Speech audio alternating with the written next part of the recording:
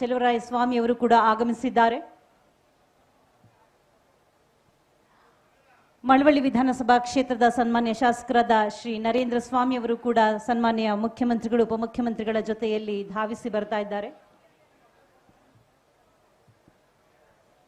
ಶ್ರೀ ರಮೇಶ್ ಬಂಡಿ ಸಿದ್ದೇಗೌಡ ಅವರು ಸನ್ಮಾನ್ಯ ಅಧ್ಯಕ್ಷರು, ಚಾಮುಂಡೇಶ್ವರಿ ವಿದ್ಯುತ್ ಸರಬರಾಜು ನಿಗಮ ನಿಯಮಿತ ಮೈಸೂರು ಹಾಗೂ ಶಾಸಕರು ಶ್ರೀರಂಗಪಟ್ಟಣ ವಿಧಾನಸಭಾ ಕ್ಷೇತ್ರ ಅವರು ಕೂಡ ಆಗಮಿಸಿದ್ದಾರೆ.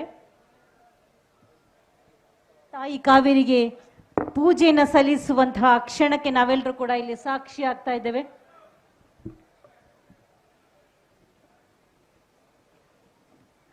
ನೂರ 24.8 ಅಡಿ ತುಂಬಿ ತುಳುಕುತ್ತಿರುವಂತಹ ಸಮೃದ್ಧಿಯ ಮಹಾ ಸಂಕೇತದಂತೆ ಪ್ರತಿಬಿಂಬಿತವಾಗುತ್ತಿರುವ ಕೃಷ್ಣರಾಜಸಾಗರ ಅಣೆಕಟ್ಟಿಗೆ ಪೂಜೆಯನ್ನ ಸಲ್ಲಿಸುವಂತಹ ಹೊತ್ತು ಇದಾಗಿದೆ.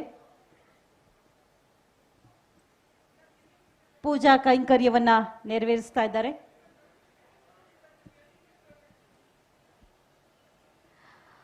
ಮರುಧೃತೆ ಮಹಾಭಾಗೆ ಮಹಾದೇವಿ ಮನೋಹರೆ ಸರ್ವಾಭೀಷ್ಟಪ್ರದೇ ದೇವಿ ಸ್ನಾಸ್ಥಿತಾಂ ಪುಣ್ಯವರ್ಧಿನಿ ಸರ್ವಪಾಪಕ್ಷಯಕರೇ ಮಾಂ ಪಾಪಂ ವಿನಾಶಯ ಕವೇರಕನ್ಯೆ ಕಾವೇರಿ ಸಮುದ್ರ ಮಹಿಷಿ ಪ್ರಿಯೆ ದೇಹಿ ಮೇ ಭಕ್ತಿ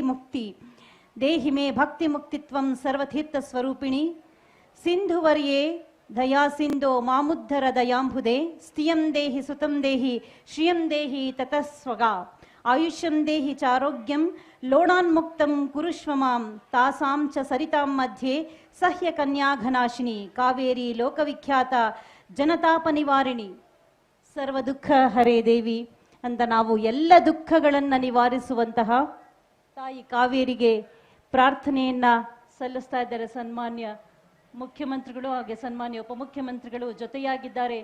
ನಾಡಿನ ಅನೇಕ ಗಣ್ಯಮಾನ್ಯರು ಹಾಗೆ ಕರ್ನಾಟಕ ಸರ್ಕಾರದ ಜನಪ್ರತಿನಿಧಿಗಳೆಲ್ಲರೂ ಕೂಡ ಈ ವಿಶೇಷವಾದಂತಹ ಕೈಂಕರ್ಯದಲ್ಲಿ ಜೊತೆಯಾಗಿದ್ದಾರೆ. ನಾಡಿನ ಜನರಿಗಾಗಿ ಪೂಜೆಯನ್ನು ನೆರವೇರಿಸಿ ಪ್ರಾರ್ಥನೆಯನ್ನ ಸಲ್ಲಿಸ್ತಾ ಇದ್ದಾರೆ. ಸನ್ಮಾನ್ಯ ಮುಖ್ಯಮಂತ್ರಿಗಳು, ಸನ್ಮಾನ್ಯ ಉಪಮುಖ್ಯಮಂತ್ರಿಗಳು, ಮಂಡ್ಯ ಜಿಲ್ಲಾ ಉಸ್ತುವಾರಿ ಸಚಿವರು, ಕೃಷಿ ಸಚಿವರಾಗಿರುವಂತಹ ಶ್ರೀ ಎನ್ ಚೆಲುವರಾಯ ಸ್ವಾಮಿ ಅವರು ಮಂಗಳಾರತಿಯನ್ನ ಮಾಡಿ ತಾಯಿ ನಿನ್ನ ಅಡಿದಾವರಿಗಳಲ್ಲಿ ನಮ್ಮ ಭಕ್ತಿಯನ್ನ ಸಮರ್ಪಿಸ್ತಾ ಇದ್ದೀವಿ, ನಾಡಿನ ಜನತೆಗೆ ಒಳಿತನ್ನ ಮಾಡು ತಾಯಿಯೇ, ಶುಭವನ್ನ ಉಂಟು ಮಾಡು ತಾಯಿ ಎನ್ನುವ ಪ್ರಾರ್ಥನೆಯನ್ನ ಸಲ್ಲಿಸ್ತಾ ಇದ್ದಾರೆ.